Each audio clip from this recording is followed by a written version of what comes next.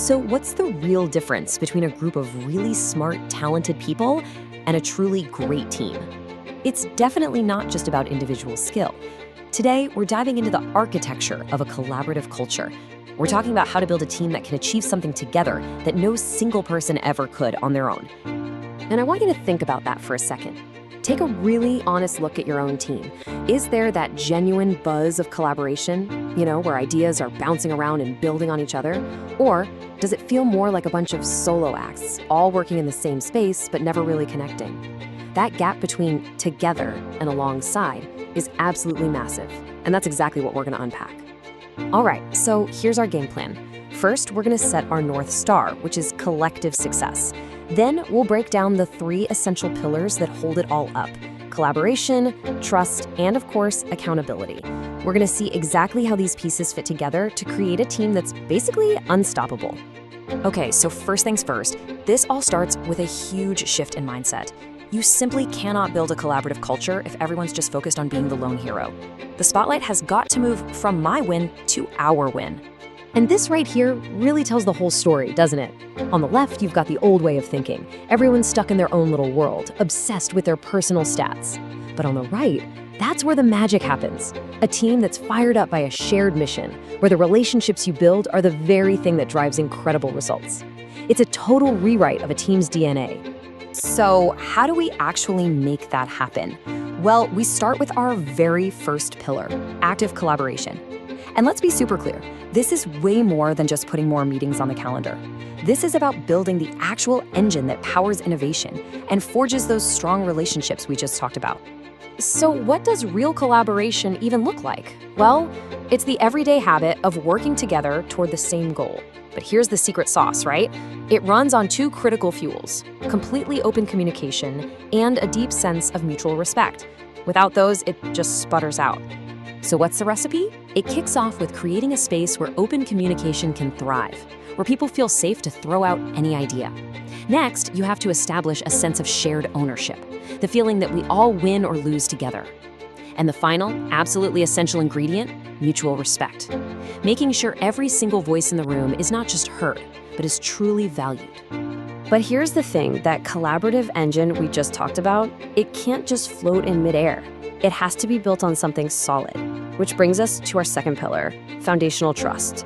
You can think of it like this. If collaboration is the engine, trust is the chassis that holds the whole thing together. Without it, everything just falls apart, and you're right back to a group of people protecting their own turf.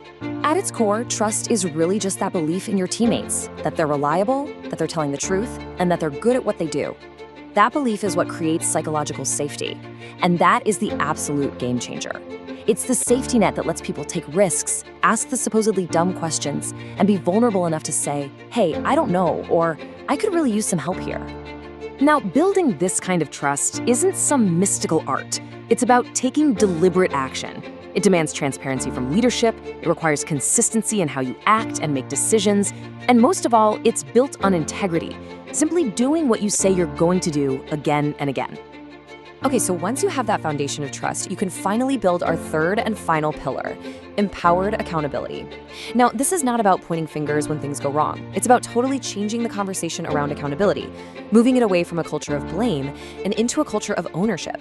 Real accountability is not a weapon you pull out when there's a problem. It's a proactive feeling of ownership for the results, whether they're good or bad. And this part is so important. You can only grow it through empowerment and crystal clear expectations. It can never, ever be built on a foundation of fear. So how do you get there? Well, it really boils down to 2 key actions. First, you have to set incredibly clear expectations. Everyone on the team needs to know exactly what the finish line looks like. And second, you have to truly empower your people. Give them the autonomy and the resources they need to take ownership and get the job done. So now let's put all the pieces together, because these 3 pillars, collaboration, trust, and accountability, they don't just exist in isolation. They actually feed into each other, creating this powerful feedback loop. They make each other stronger, creating a result that is so much greater than the sum of its parts. You know what I love about this slide is how perfectly it shows the cause and effect. It really connects the dots. When you foster open communication through collaboration, what do? You get innovation. When you lead with integrity to build trust, you get real team cohesion. And when you empower your team with accountability, you unlock incredible motivation. It's a direct line from action to outcome. So, what's the ultimate payoff for putting in all this work? Well, you create a team that's so much more than just effective. You build a unit that is truly tight-knit, genuinely motivated from within, and incredibly resilient, ready to handle whatever challenges get thrown its way. And at the end of the day, this is the whole point. The goal is to fundamentally transform your team's dynamics. It's all about making that huge shift we talked about right at the start, moving away from a collection of individual performers and toward a single, unified force that's driving for collective success. So as we wrap up, I'll leave you with this question to really think about. When you look at your own team, which of these pillars, collaboration, trust, or accountability, is the one you need to start laying the foundation for first?